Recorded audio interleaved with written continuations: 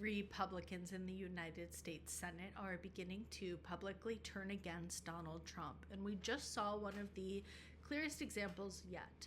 The Senate voted 50-47 to advance a war powers resolution aimed at limiting Trump's authority to continue military escalation against Iran without congressional approval.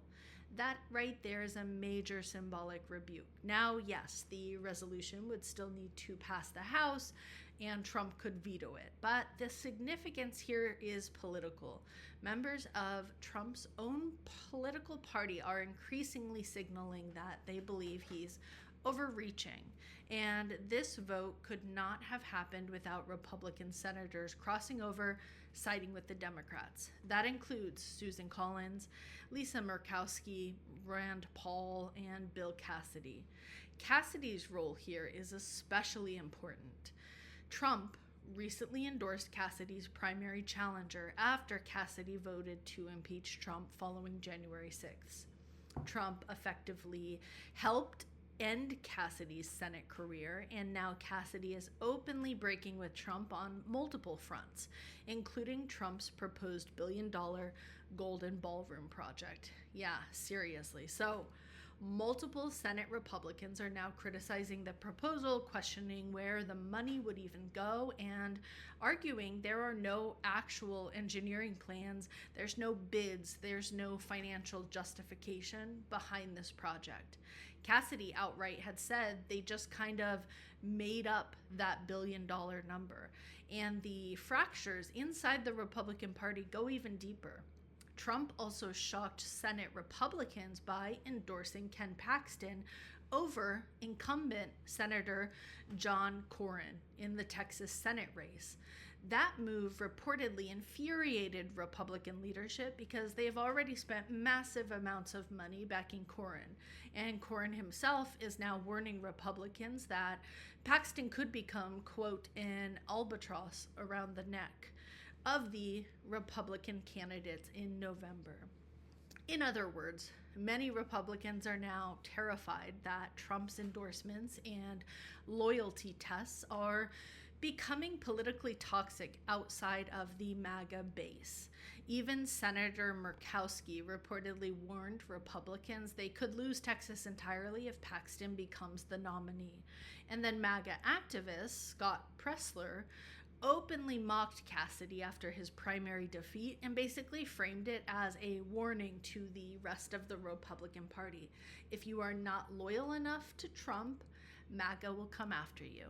That is the message being sent right now. And then the conflict exploded inside the House as well. Trump went after Thomas Massie after Massie pushed for more transparency surrounding the Epstein files and continued breaking with Trump on executive power and spending issues. Massie fired back with a warning of his own, basically saying, "You've seen what I've accomplished in 6 months. I still have months left in Congress." In other words, this internal Republican war is nowhere near over.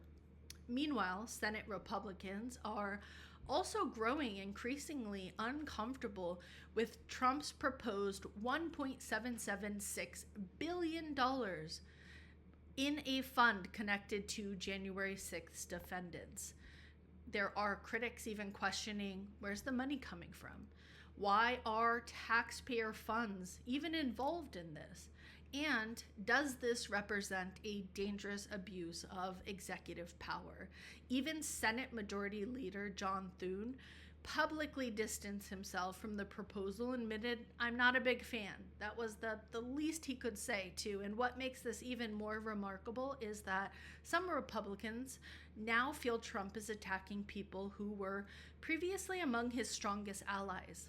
According to reporting coming out of the Senate, multiple Republican senators were furious after VP Vance suggested that Cornyn had not been sufficiently loyal to Trump.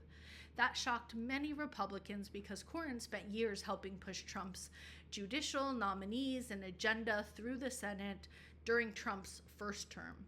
Now, establishment Republicans are, I think, beginning to realize something really important.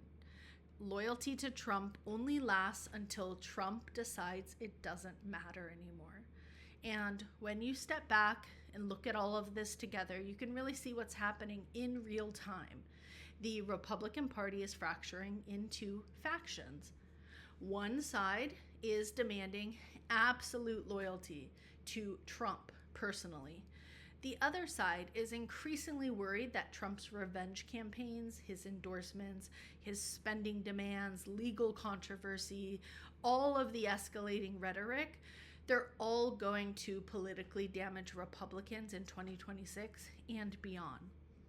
This is no longer just Democrats versus Trump. The fractures are now happening inside Trump's own movement. Let me know what you think below. Follow this channel as I continue to cover these stories shaping America and shaping our politics right now.